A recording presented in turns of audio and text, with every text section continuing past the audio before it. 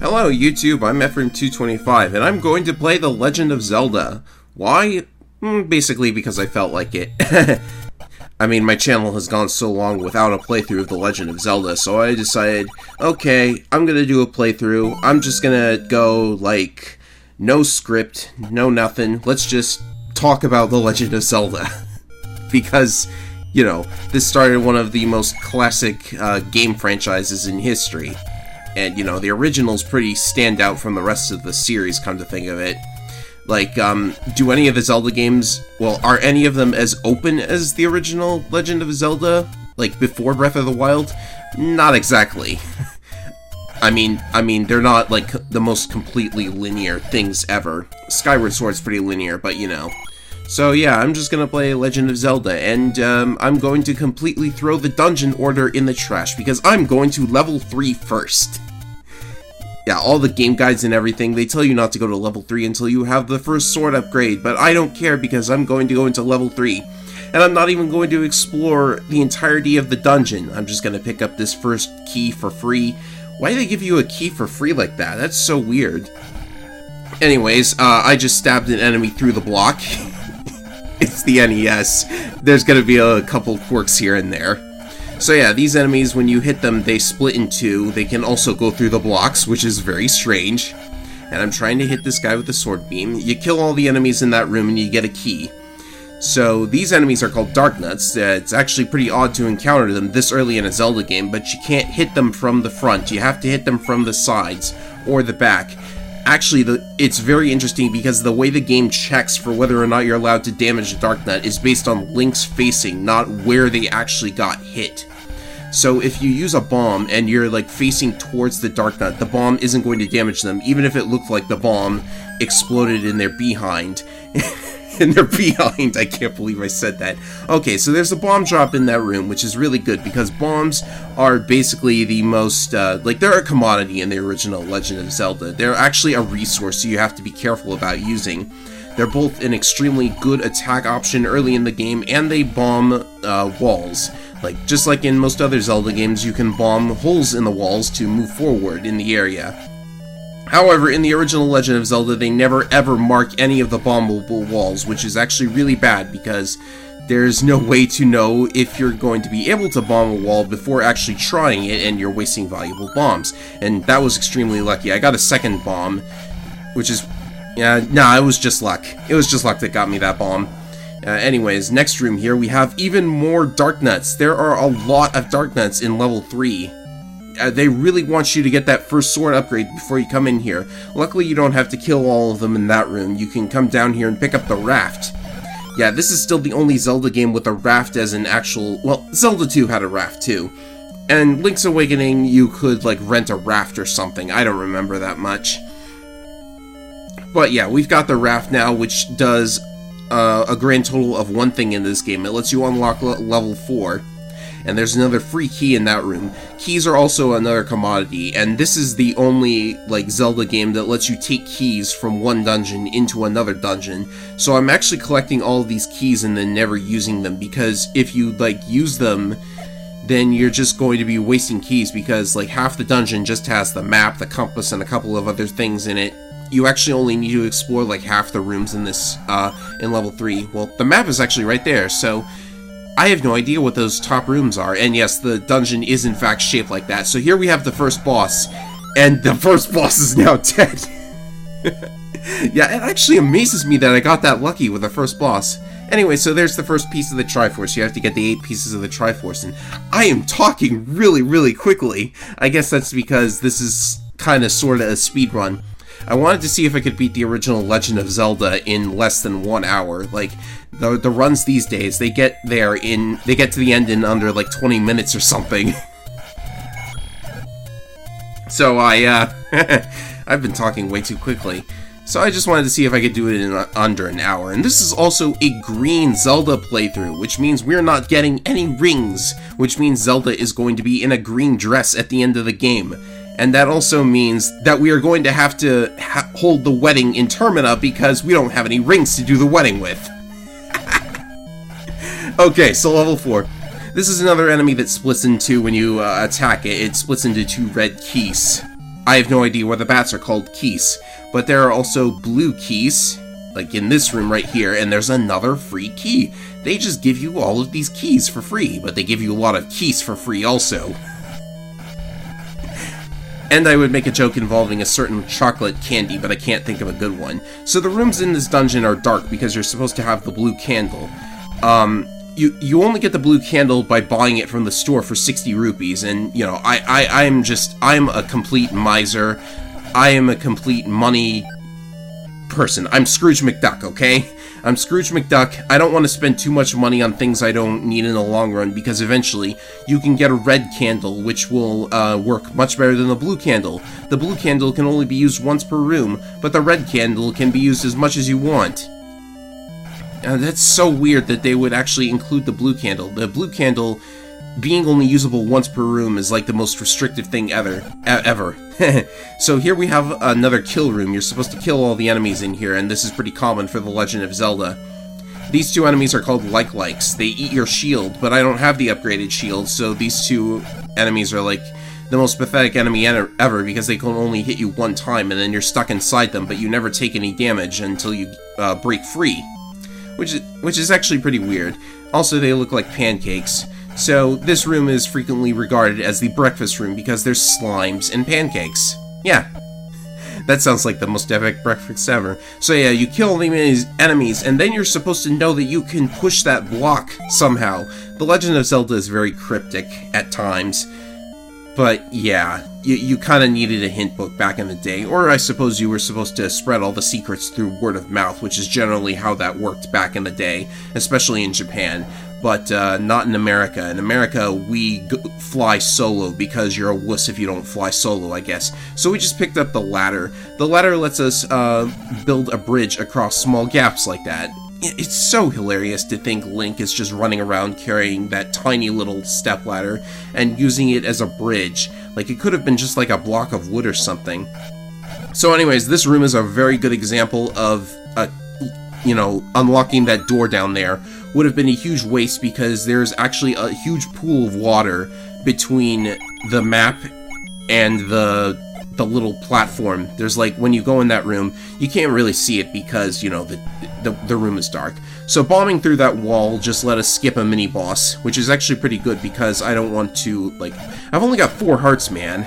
This is actually going to be very difficult because I'm taking on a really tough boss with only 4 hearts.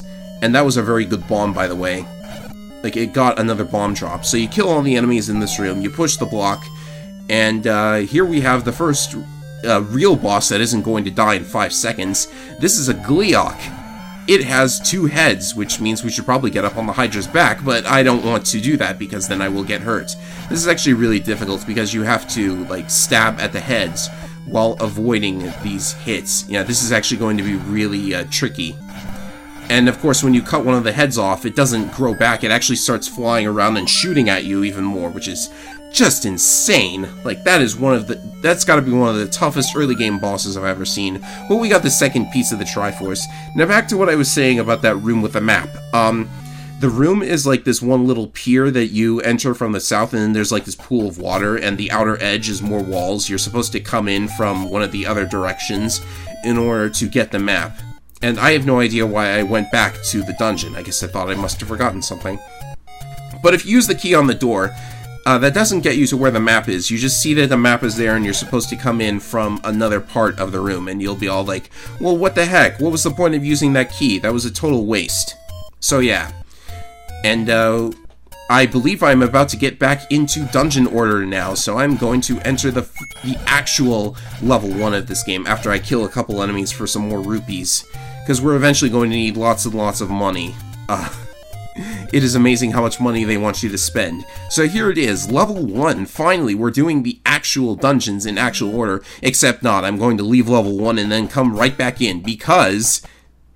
ta-da! The door's unlocked! Yeah, that's a glitch in the original Legend of Zelda. If you enter the dungeon, yeah, I guess any locked doors in the first room just get unlocked. I don't actually know how it works, but it saves us another key. And you can also use that if you're playing a Zelda 1 randomizer or something, because that's a very easy way to have one of the doors just be automatically unlocked. So yeah, there's another key in this room too. It's being held by a Stalfos. these guys, Ocarina of Time just made them way tougher. They're just like regular enemies. Though I suppose in the second quest, because there is an actual second quest, it's like a hard mode. In the second quest, they actually shoot beams at you, but like that doesn't make much of a difference, I guess. So there's a couple of bombable walls here that you can blast through if you want to save yourself a little bit of time. There's actually one in the room to the right, too, but yeah, and that actually would have saved me a key, but, you know, I can't remember. I recorded this run a long time ago, so maybe I actually did use the bombable wall there, but we'll see. So there's a couple more keys in these rooms, and you do have to get into these rooms, by the way. These are mandatory keys because you actually need the weapon in the next room in order to finish the game. So you have to find the bombable... Oh, no, not the bombable wall. Excuse me, you have to find the block you have to push. And then you go into this little area right here, and there's the bow. Which kind of looks like the letter D. But it is the bow. Only problem is, there are no arrows. When you get the bow in the original Legend of Zelda, there's no quiver or arrows or anything. You have to purchase arrows for 80 rupees, which I'm going to do later, because you have to do that too. And then, when you actually have the arrows, you have to... Like, using an arrow costs 1 rupee every time you shoot. So that's like, what did I pay 80 rupees for? I paid 80 rupees for the ability to... Oh, this is me realizing that there's a bombable wall I could use. So you have to pay 80 rupees for the ability to use your money as ammo. I don't get this game sometimes. Well, I get this game quite a lot, actually. So there's the compass. The compass just shows you where the Triforce is, which basically shows you where the boss room is, because the boss room is always going to be right before the Triforce room, unless you're doing a randomizer, and the Triforce could be anywhere. So here we have another key, and this is the first instance of the Wall Master enemy, or Floor Master, I guess? I don't know. Basically, if they grab you, they take you back to the beginning of the dungeon, which is not that painful here, and oops, I left one stuck on the wall. So here we have another boss that's actually kind of tough, if you're just starting out with Zelda. He's called Aquamentus, and I guess I'm a complete liar, because, you know, if you have full hearts, then you can actually shoot a beam out of your sword, and that makes dealing with Aquamentus very easy, just as long as you can dodge the projectiles, which for some reason decided to stop turning in midair when I killed the boss. That was actually very weird. Oh well, level 1's completed, 3 out of 8 Triforce pieces so far. And now it's time to go and, I guess I'm going to level 2 next. I don't remember what I do after this. So I suppose since we're going to be on the overworld for a little bit, I may as well talk about enemy drops. So the red enemies and the blue enemies each have different drop tables. The red enemies prefer dropping money, and the blue enemies prefer dropping bombs, and I think there are some enemies that prefer dropping hearts as well, like those pea-hats right there. So one of the weird things in this game is that, here's the first secret cave, which has a heart container in it. Actually, it has a choice between a medicine bottle and a heart container, but let's be real. Nobody ever chose the medicine bottle when they were playing this for the first time, because maximum health is so much more valuable, and you can eventually buy as many medicine bottles as you want anyways. Speaking of which, there's another bombable wall here, and this gives us our first rupee secret. These moblins are apparently bribing us to spare their lives, and 30 rupees is definitely very welcome. Speaking of moblins, there's another one right here under the Arma statue. It almost looked for a minute like the thing wasn't going to move, but here we are. This one is also 30 rupees. We've got a fairly good amount right now, so we should probably think about buying something soon. In fact, I could probably buy the arrows now if I wanted to. So another weird thing in this game is that, there's this old man in the game who tells you that the 10th enemy has the bomb, but for a long time nobody knew what that meant. What it actually means is that if you kill 10 enemies without getting hit, and the 10th enemy is killed with a bomb, it's forced to drop a bomb. Which makes no sense. How would anyone know that? But if you kill the 10th enemy with a sword instead, it drops a blue rupee, I think. In most cases it would anyways. So yeah, kill more enemies without getting hit. That's how you win at The Legend of Zelda. So we just picked up the blue piece of paper there that looked kind of like a map. If you show that to the old woman, she'll sell you medicine. And there's this secret staircase that leads to a moblin with 100 rupees. So that's very nice. We just solved all of our money problems in one go. We don't have to worry about money for much longer. And inside that green cave is a gambling hall. I have no idea where there's a gambling hall in Hyrule, but there you go. Can you imagine if they released this again today, like as a remake or something? They'd have to do something about the gambling hall, because Nintendo really hates gambling for some reason, even though Pokemon is completely luck-based, and they run the TCG tournaments and stuff every year, so I don't know what's going on with that franchise anymore. But anyways, we appear to be heading towards... Yes, there's another location here where you can use the raft. This is the only other location besides level 4 where you can use the raft. And inside is another heart container for your heart-eating pleasure.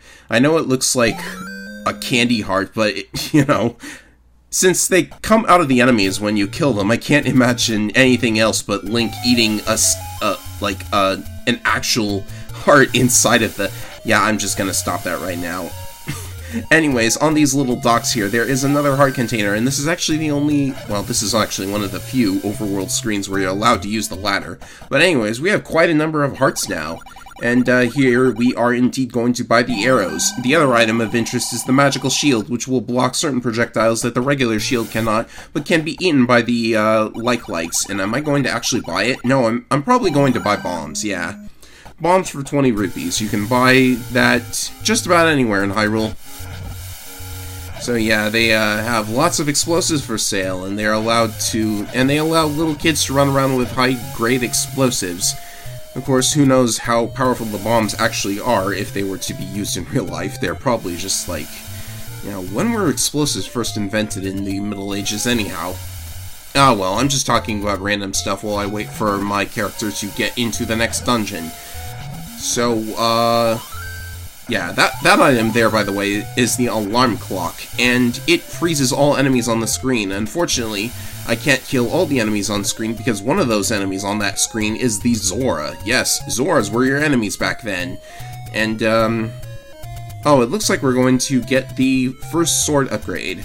So the first sword upgrade in the game is the white sword. You can pick it up from this cave if you have at least 5 heart containers. Sword upgrades in The Legend of Zelda 1 are based on how many hearts you have.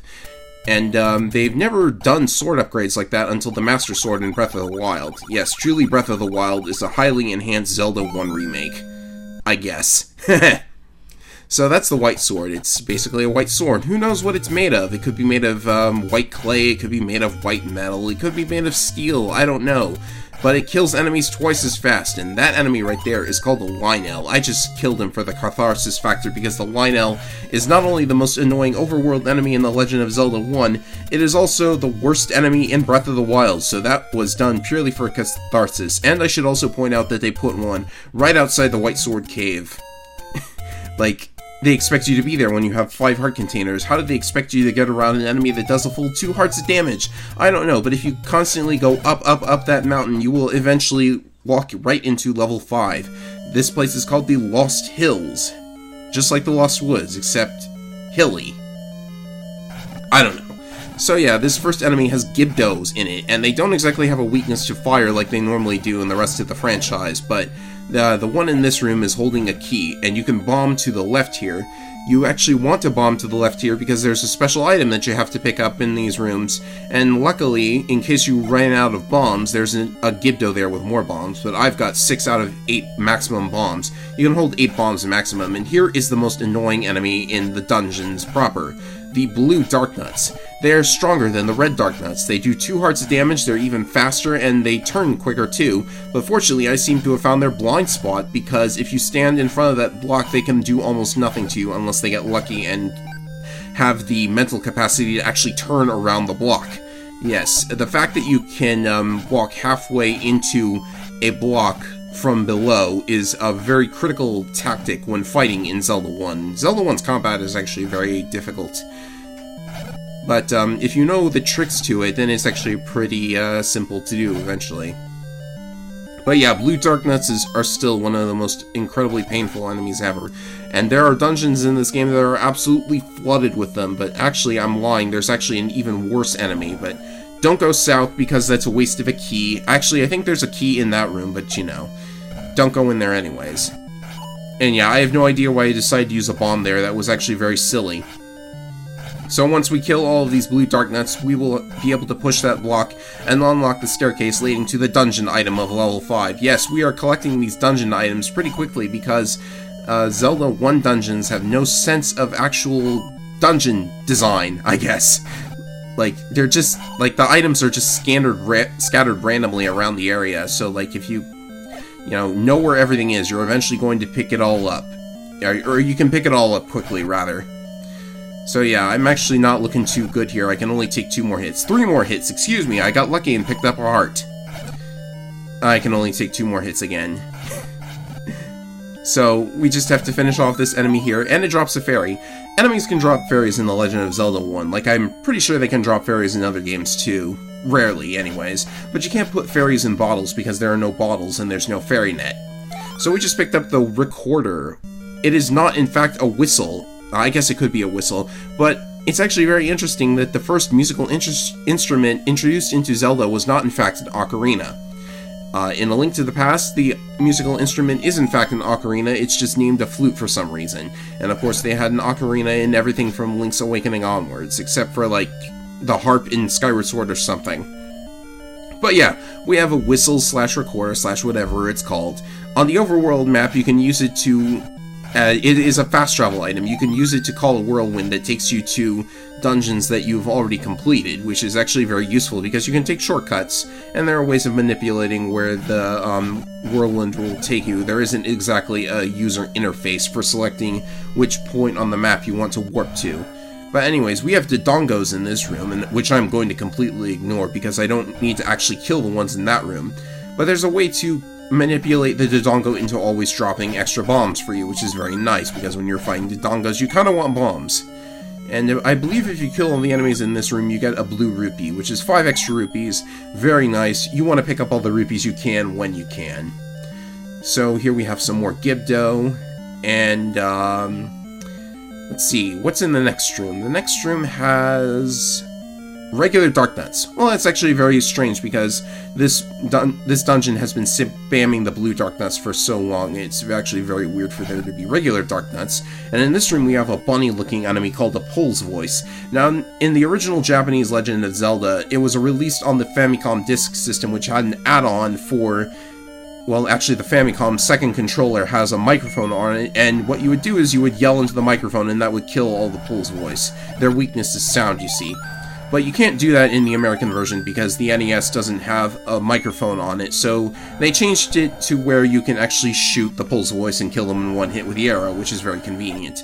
This enemy is called the Dig Dogger. What you're supposed to do is play the whistle to make it vulnerable, but if you drop a bomb right before playing the whistle, it will explode and instantly damage the Dig Dogger as soon as it becomes vulnerable, so that was actually a very quick kill.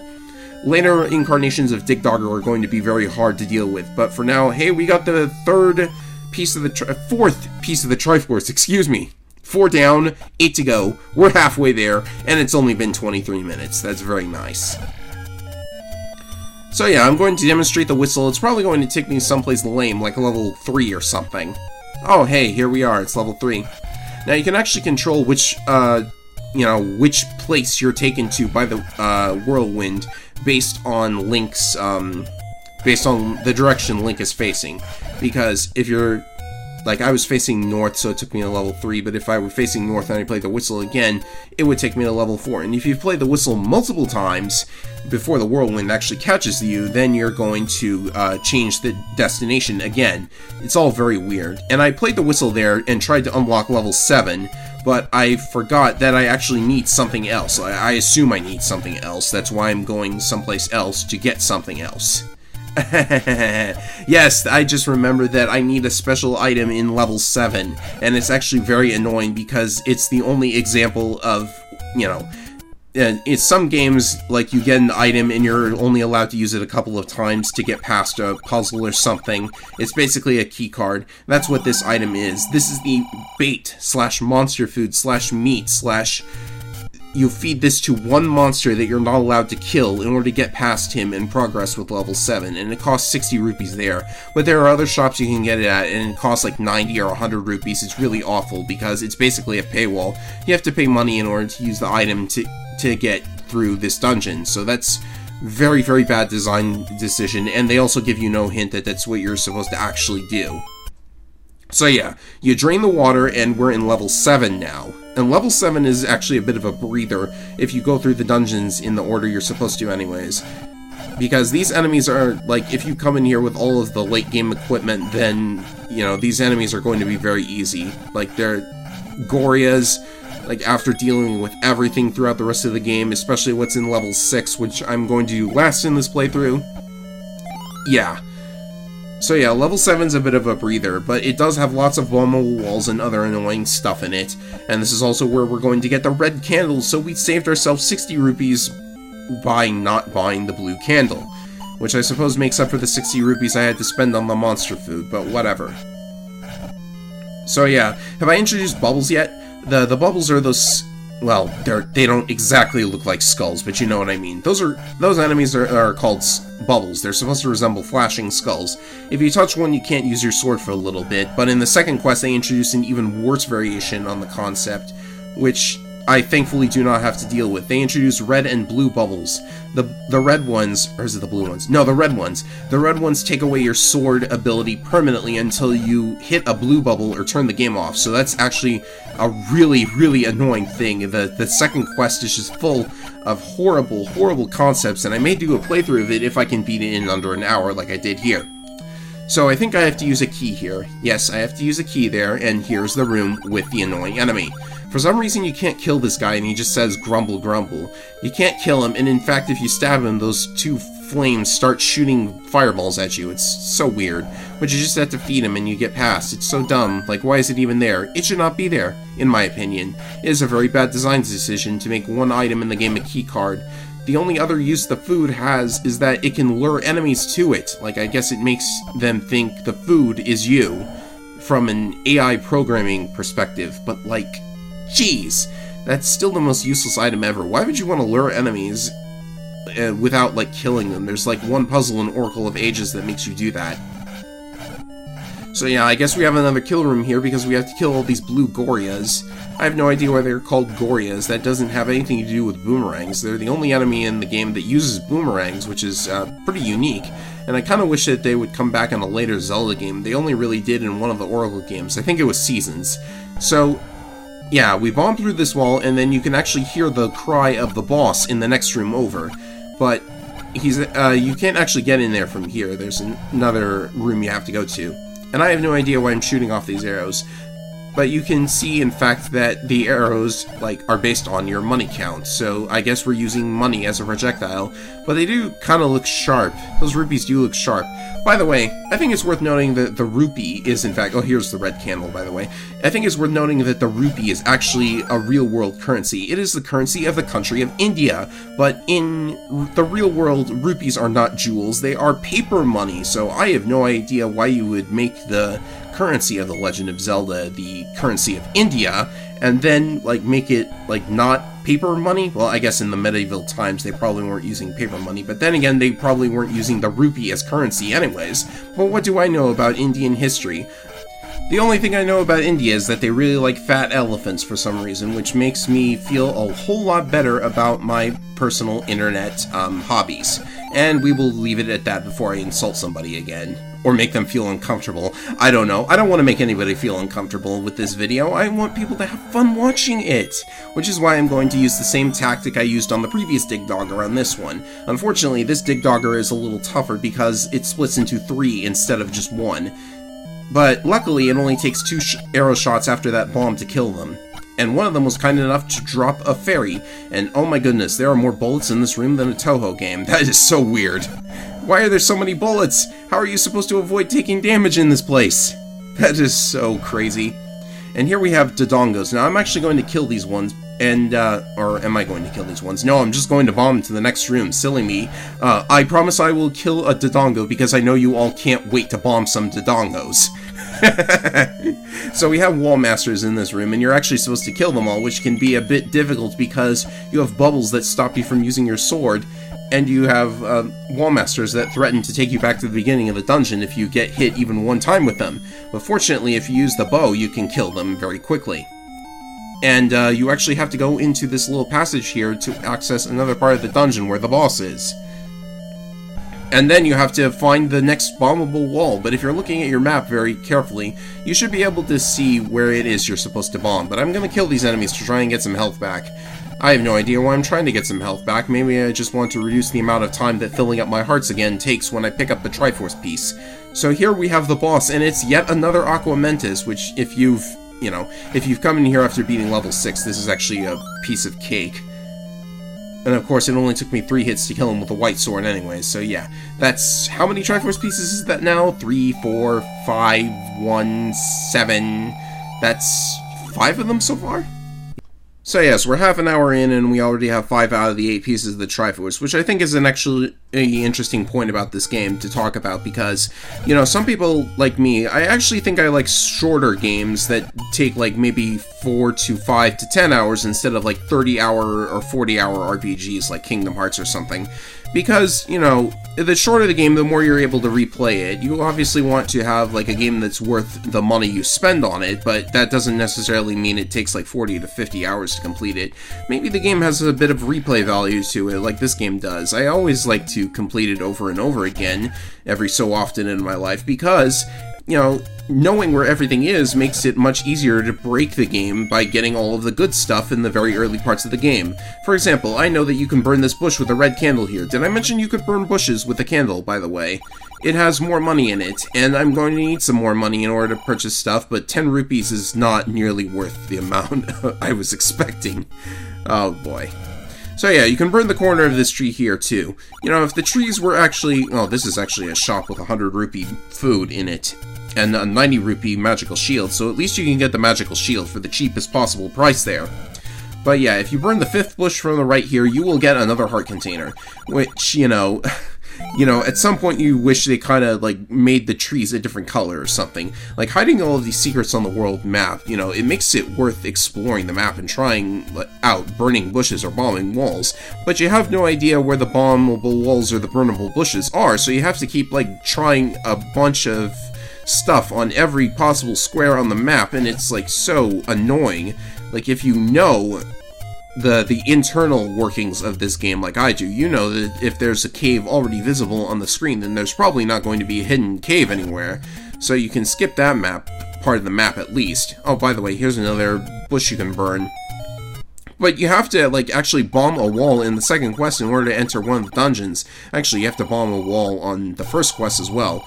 But anyways, here's the Lost Woods. You have to go up, then left, then south, then left in order to get through the Lost Woods, yeah. Unfortunately, there's no Saria song to keep this a little, like, tolerable, I guess. But yeah, so these are the Lost Woods. Sadly, there's no sword hidden in here for us to get, and there's no sword in the Temple of Time either because there's no Temple of Time in The Legend of Zelda 1. But there is a graveyard right next to the Lost Woods for some reason. That's actually very spooky. No wonder anybody who gets lost in the woods turns into a Stalfos. But yeah, there's actually a hidden grave here that you can push in order to unlock something, but I don't have the item that you need to do it yet. So I'm going to actually go and get that first, because it's actually not that far from here. And there's a bombable wall on this room as well. Am I going to unlock it? Yes, I am. But yeah, I have actually played a couple of ROM hacks of the original Legend of Zelda. Oh, this is just the medicine shop. Well, at least I can purchase some medicine here. If you purchase the blue medicine, it's usable one time before, you know, not being usable again. But if you purchase the red medicine, you can use it 2 times. So that's nice. Anyways, back to what I was saying about ROM hacks. I've actually played a couple of ROM hacks of this game, and the one I actually like the most is one called The Legend of Banjo, which replaces Link with Banjo and Kazooie. Kazooie's the sword for some reason, which was very, very weird. But anyways, I just picked up the Power Bracelet, which allows me to push certain boulders and certain graves. You can push the boulder on this screen, for example, to unlock a fast travel system, which goes really well with the whistle, as a matter of fact. But anyways, back to The Legend of Banjo. The Legend of Banjo was actually very interesting because it, like, hid all of the bombable walls and stuff very well. Like, if you took one look at the screen, it was very obvious where, like, a bombable wall might be, because there would be, like, this one suspicious part of the wall in the midst of, like, a bunch of trees or something. So that was actually a very well designed ROM hack, in my opinion. Anyways, here's where we will find the final sword upgrade, the magical sword, which I believe you need 10 hearts to get, or it could be 12 hearts. I think it's 12 hearts, actually. So yeah, the magical sword is now 4 times as powerful as the wooden sword, and it's not called the Master Sword, but hey, you know, you can imagine it's the Master Sword if you want. It was pretty close to the Lost Woods, so who knows. But it was inside of a grave, which makes me think that a previous Link might have left it there when he died. Oh my goodness, that's morbid. So anyways, we're in level 6 now. Level 6 is the hardest out of all of the dungeons before level 9. Yeah, 6 and 9, whatever. Because it introduces the Wizrobe enemies. These red Wizrobes are very boring on their own because they can only shoot in one direction before teleporting. It's very easy to dance around them and kill something. You don't want to use a key on that door to the right because it's a complete waste. It's just an old man with a useless tip. And you can actually barely see some of the Wizrobes here because of the way the screen clips. And I just killed one Wizrobe, which killed the rest of them. What happened there was I killed the boss Wizrobe. You know, there's one enemy in every room that's flagged as the boss. I have no idea how that works. But if you kill him, all the enemies just die instantly. You can observe this happening with the ghosts in the graveyard. So yeah, level 6 is extremely hard because it introduces Wizrobes. Your regular shield cannot block their shots, but if you get the magical shield, you can block their shots. But this dungeon also has a bunch of like-likes who are going to threaten your shield, and it also has, like, the least free keys in the entire game, so this is going to be, like, actually very painful and difficult. And in addition to the red Wizrobes, you have the blue Wizrobes, which not only shoot at you, but they also move around a bunch. And of course, both the Wizrobe enemies do a ton of damage. The red ones do 4 parts of damage, which is the highest out of any enemy in the game, barring Ganon himself. And the blue Wizrobes are very hard to avoid and do 2 hearts of damage, so there are going to be a bunch of rooms like this where you're just locked in with the worst combination of enemies possible, and you have to dance around them very carefully. It's actually possible to avoid the blue Wizrobes easier, and I'm going to have to actually use the potion here in order to heal myself. That's why I wanted the potion, because this dungeon, it's making me sweat already, and I'm doing post-commentary.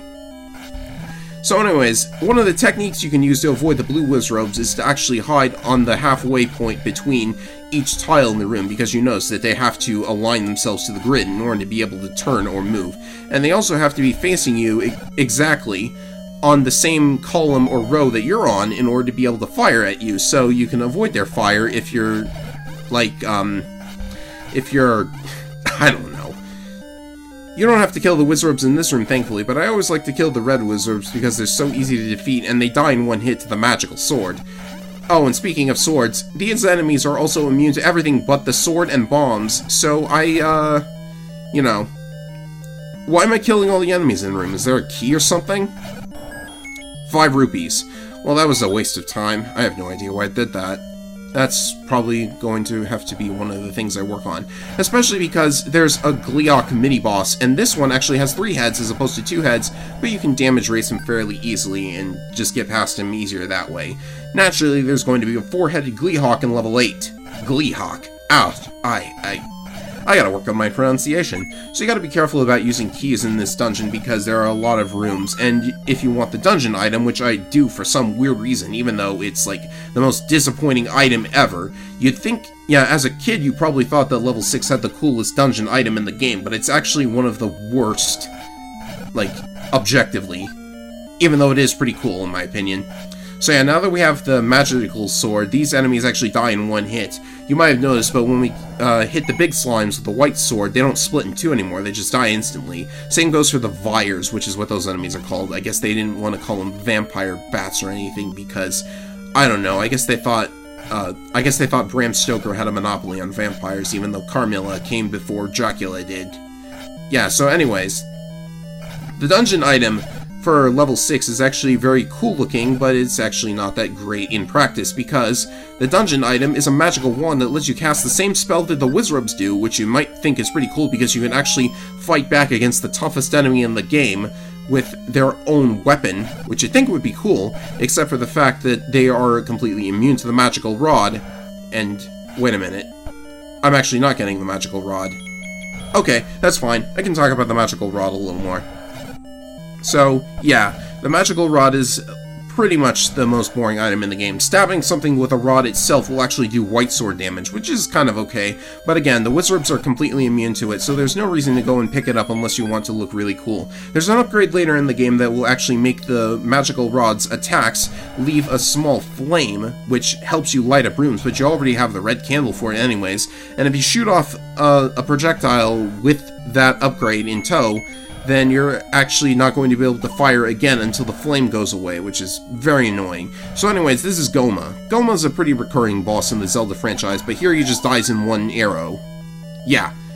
Really... just like... oh, my throat. So yeah, the bosses in this game, they just drop like flies. They drop like flies if they are not Gleeok or Aquamentus or something, and even those enemies died very quickly. So we just completed level 6, the hardest level in the game, way earlier than we were supposed to. And we only have 2 pieces of the Triforce left to get, I think, so... yeah, 2 heart containers. I'm actually missing one of the heart containers, but that's fine. I don't need full hearts in order to beat this game. The full heart meter is 16 hearts long, which is, kind of weird to think about when normally it's 20 hearts. Or unless you're playing Breath of the Wild, then it's like, as many hearts as the designers care to let you have. So anyways, you can burn this bush. There's probably something useless in it. It's probably like 10 rupees or something. Okay, it's 30. 30's good. So do I need money for anything? I'm not sure I need money for anything right now. I'm just going to go ahead and go straight to level 2, because, you know, we've completed like 6 and 7 and 5 and 4. We should probably get to level 2 right around this point, because it's actually my favorite dungeon in the game for how easy it is to break over your knee. So yeah, it should be up and to the left here. Not through that path on the right there. Or where am I going now? Am I going to level 8? Am I going to level 8? Seriously? Well, if I go to level 8, that's fine. Level 8's actually very tough too, but like... my throat's hurting, which is why I can't keep up this shtick of acting like I'm on an episode of Speed Racer or something, which is actually weird to talk about, because I'm pretty sure they didn't talk this way in the Japanese version of Speed Racer, unless they did, in fact, talk this way on the Japanese version of Speed Racer. Here's level 2. I can finally stop trying to fill dead air. Here is level 2. We are finally going to finish completing the dungeons that we should have completed a long time ago, but hey, whatever. Level 2 is the sole home of the rope enemy, which are basically snakes that I'm pretty sure have never appeared in any Legend of Zelda game ever again, except for the Oracle games for some reason, because somebody on the Oracle development team really wanted to make Seasons into a remake of Zelda 1, which I would have appreciated far more than the Oracle games, because I actually don't like the Oracle games too much, because Ages is way too easy, and it's too puzzle-focused, and Seasons, well, you know, it's made off the same engine, so there's not that much going for it either. But I do kind of like Seasons a little more. Anyways, enough about bashing on older Zelda games. Here we have the first Moldworn. They're just a bunch of circles. I guess this is the first appearance of Twin Mold, which would mean that the Majora's Mask bosses weren't as original as I thought they were. Seriously, a pack of Twin Molds? Or a pair of Moldworms, rather? Like, you've got Georg, you've got Goat, you've got Odolwa, and then you just put in, like, Twin Mold. It's so weird. But at least Twin Mold had a very nice boss, unless you're playing the 3DS remake, in which Twin Mold is the worst boss in the entire history of Zelda. So anyways, this old man tells you that Dodongo dislikes smoke, which is a hint not to how to kill Dodongo, but rather how to get a free bomb drop off of Dodongo, which I will show off later. So anyways, I'm looking around this dungeon for the magical boomerang, which is the second boomerang you're allowed to get. The wooden boomerang only goes partway through across the screen, but the magical boomerang goes all the way across the screen, and I figured I may as well pick it up, even though it costs extra time and there's no real point to picking it up. So anyways, this dungeon has a lot of bombable walls, and it has a lot of locked doors as well, and it also has a lot of keys for locked doors, so I actually want to pick up as many of the keys as possible while avoiding actually using them on the locked doors, so you have a lot of keys for level 8. Level 8, you know, it has enough keys for all of its doors, but like I said, the dungeons are designed in such a way that there are actually a lot of locked doors that lead to absolutely nothing of value. So yeah, that's a lot of bombs, but we can only carry 8 bombs, so it's kind of a waste. There are places where you can collect bomb upgrades, but you have to pay a lot of money for them, and it's kind of expensive, and it's like... So we just bombed our first Dodongo. And it's probably the only Dodongo we're going to bomb in this entire playthrough, so let me explain how Dodongos work while I head off to level 8. Dodongos, you feed them 2 bombs, and they explode within them and kill them. But if you drop the first bomb, and then they eat it, and then you drop a second bomb immediately, then the second bomb has a good chance of blowing up in their face. The reason this is important is because the smoke causes them to be stunned slightly, and you can stab them with your sword for not only an instant kill, but it also causes them to drop a bomb, so you replenish your bomb count, which is pretty important because, as I've said numerous times, bombs are a resource, they've got to be conserved, they've got to be not wasted. Yeah. So burning that bush lets you into level 8. I have no idea how anyone is supposed to figure that one out because there's no hint to it anywhere in the game. Level 7 and level 9 both have hints to them, but, like, level 8 is just, I don't know. So this dungeon actually has 2 dungeon items. One of the first, Jeez. Excuse me while I kill these blue dark nuts and try to catch my breath. So, level 8 has 2 dungeon items. The first is the magical book, which when paired with a magic wand causes the wand projectiles to shoot out flames, which is, as I've said, is actually not that great. There's actually a ROM hack that allows the wand projectile to explode instead of causing fire if you have the magical book, which is great because you basically just got infinite bombs, which I guess is not as good. But anyways, level 8 can be confusing because there are a bunch of areas that will cause you to waste keys, waste time, and a bunch of other annoying stuff. But the second dungeon item, you know, I actually kind of accidentally went out of my way to get it, even though it's not really a good dungeon item if you know what you're doing in this game. The second dungeon item in level 8 is the magical key, which is a lion head-shaped key. It allows you to unlock as many dungeon doors as you want. It is a master key, and the fact that you get it right before level 9 is just like, yeah, way to give us something so good at the end of the game, am I right? But level 8 doesn't even have that many locked doors. It has a bunch of bombo walls and lots of manhandlers. That's what that enemy is called. I've killed 2 of them in this dungeon, and it's taken longer than the one in level 3 at least. So yeah, I thought that there was a bombable wall in here, and I actually did find it. So in this room we have a secret ruby cache, and, you know, it's right there in the eye of the... Yeah, I think this dungeon is supposed to be shaped like a lion head. I guess that kind of makes sense. So yeah, I just avoided picking up one of the keys, or I avoided having to waste a key, excuse me, and we have a blue goma, which is exactly like the regular goma, except you have to shoot it 3 times instead of just 1. You have to shoot in the eye, of course.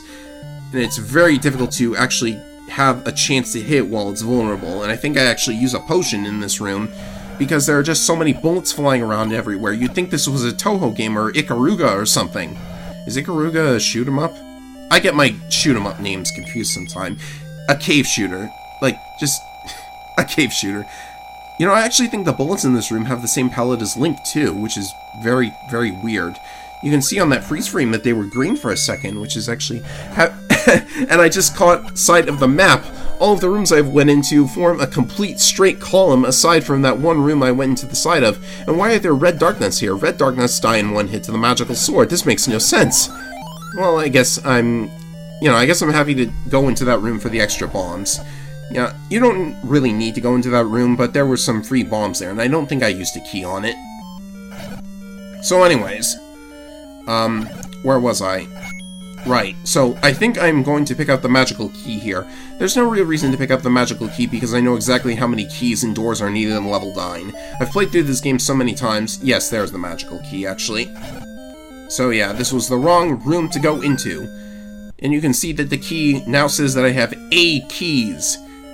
I have no idea what that means. I guess it means I have a key because I have 1 key that unlocks everything, which is actually a very clever way to handle showing me how many keys I have left, and, you know, since I have as many keys as I want, I can just unlock that door. And it's actually interesting that you can use any key on any door in this game.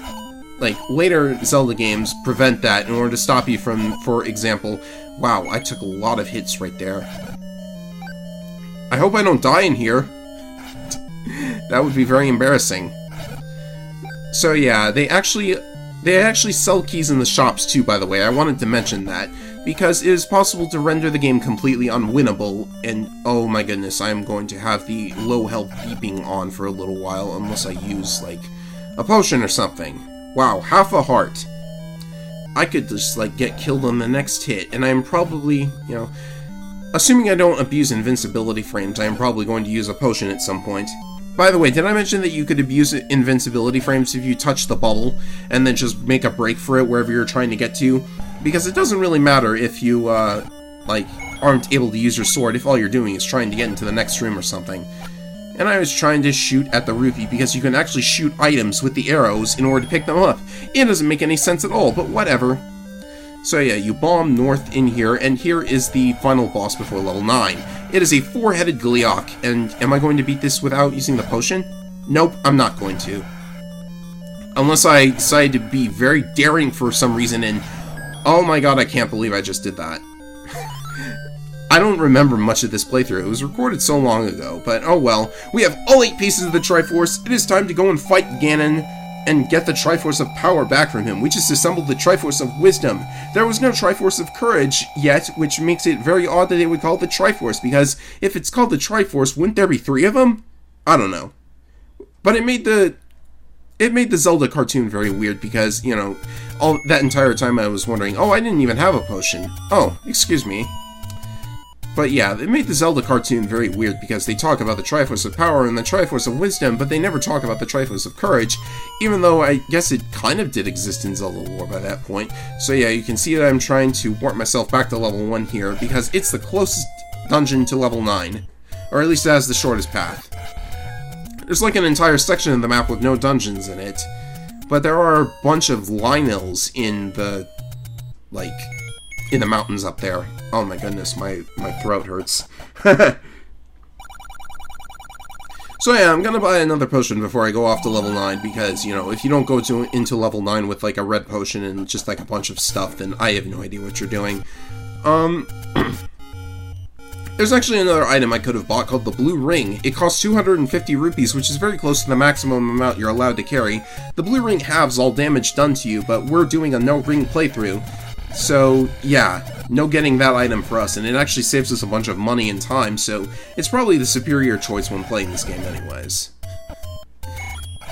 Zelda 1 is one of the few Zelda games you want to play if you want actual challenge out of Zelda, because, like, so many of the later games, like, I know 3 heart runs exist, but there are just so many, like, bosses in the later Zelda games that you can defeat very easily if you, like, dodge all the attacks and, like, take no damage. So, yeah, I have no idea. I'm an old man. I like all of these older games because they were more liberal about challenging the player. Now they just kind of, like, I don't know. I still die in Zelda playthroughs on occasion. So anyways, we're in level 9. This place is called Death Mountain. Yes, before it was the home of the Gorons, level 9 was Death Mountain. It housed Ganon himself. And, like, I can't really think of any other game where Death Mountain was where the final battle took place, unless we're counting, like, A Link to the Past having Ganon's Tower on top, the Dark World version of Death Mountain, but anyways. You can't get very far into this dungeon without having all 8 pieces of the Triforce. An old man just stops you, which is very weird. Like, I think modern Zelda games would not use an old man. They would use, like, some kind of barrier or something like that barrier in Wind Waker. I don't know. So anyways, this enemy is called a Petra, or a Petra, I don't know. But he's avoidable. Just go through the door, go through the locked door, and then get the hint from the old man to bomb this wall. I have no idea why anybody would think to bomb the left wall and not the right wall, but whatever. I think you can bomb both walls when you get that hint in the second quest, but you now have to kill all the enemies in this room in order to move the block and move on to the next part of the dungeon. So there are 2 items in this dungeon again. One of them is the red ring, which we will not be picking up because it reduces all damage to a quarter and causes Zelda to wear a sweet red dress, actually. Her pink dress is only viewable if you beat the game with a blue ring, which I don't know. I think most players would get the red ring and cause her to wear that red dress, which, you know, it looks pretty nice on her, I'll say that much. But the other item you have to get in this dungeon is, get this, the silver arrow. I have no idea why Ganon is hiding the silver arrow in the dungeon he's made his lair in. You'd think that he would want to destroy the only item capable of killing him, but, you know, Ganon's plans, they're never all that intelligent anyways. So you have to kill this Petra. And this guy, well, I don't remember what his pattern is like, so, like, if you know what the pattern of the Petra's little eyeball movements are, then it's actually possible to hide in very specific safe spots and kill him that way. I guess I'll show you with the Petra right before Ganon's room, because there's one right before Ganon's room. Did I mention that? So yeah, after going through that stairwell, bomb up into this room. This room is a very bad room layout for the Wizrobes, especially because you've got bubbles which will take away your sword, and the sword is really the only weapon besides the bombs that can actually damage the Wizrobes, so this is actually a very, it's a very tough room to deal with. You basically just get into the center here and hope that the Wizrobes play nice with you while the bubbles run around the edges of the screen. Anyways, once they're dealt with, you can push the block there and descend in the staircase to find the only item capable of killing Ganon, well, at least dealing the final hit anyways. It is the Silver Arrow, which I'm pretty sure was renamed into the Light Arrow once Ocarina of Time came out. But, if you imagine it that way, it does kind of make sense. You do kind of need light arrows to kill Ganon in all of those games, so yeah. That is my official headcanon. The silver arrows are the light arrows, are the silver arrows, are the light arrows.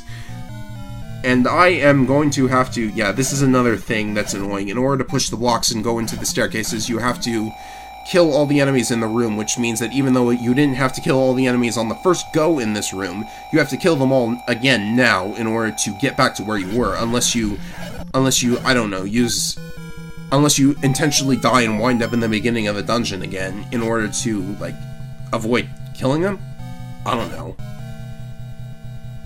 But it's very annoying to have to waste my first potion on that room, but we are very close to the end of the game anyways, so as long as I can defeat Ganon with only one potion, then it should be okay. Like, maybe going back to the beginning of the dungeon and then actually, like, gosh, my throat. Maybe it would be a good idea to go back and get another potion at this point, but whatever. Do you hear that? I hear that. Do you hear that? I hear that. Somebody's in the next room over, and I bet I know who it is. So yeah, you gotta go into this room and then bomb the hole to the left, and hopefully not get hit by the like. Fortunately, I never bought the magical shield, so them hurting me doesn't really bother me that much.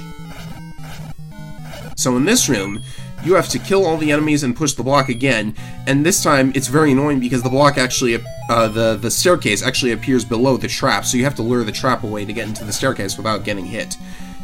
And once we get in through here, where do we end up? Oh yes, we have to bomb to either the left or the right. It's probably going to be the left, because that would just logically be more annoying to get to. Yep, that's where we have to go, and then I bet we have to kill all the enemies in this room too. Fortunately, these enemies are pancakes to defeat. They're a piece of pancake. Pancakes. Get it? Pancakes.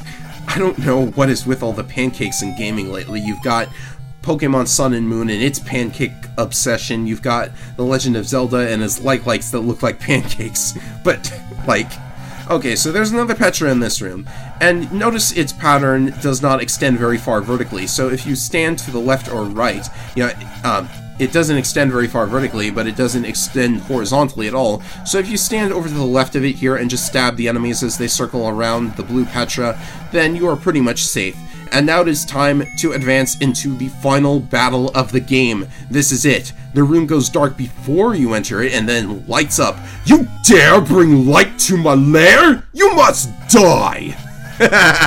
So yeah, Ganon is invisible. He teleports around the room and spams projectiles at you, but you have to stab him without being able to see him, which is like the worst thing ever. And he does 4 full hearts of damage if you do contact damage with him. And the sword beam can actually hurt him, so the potion is very good for this part of the fight. But after stabbing him enough times, he will eventually turn brown, and then you shoot him with the silver arrow, and then you've just defeated Ganon. He leaves a pile of dust behind.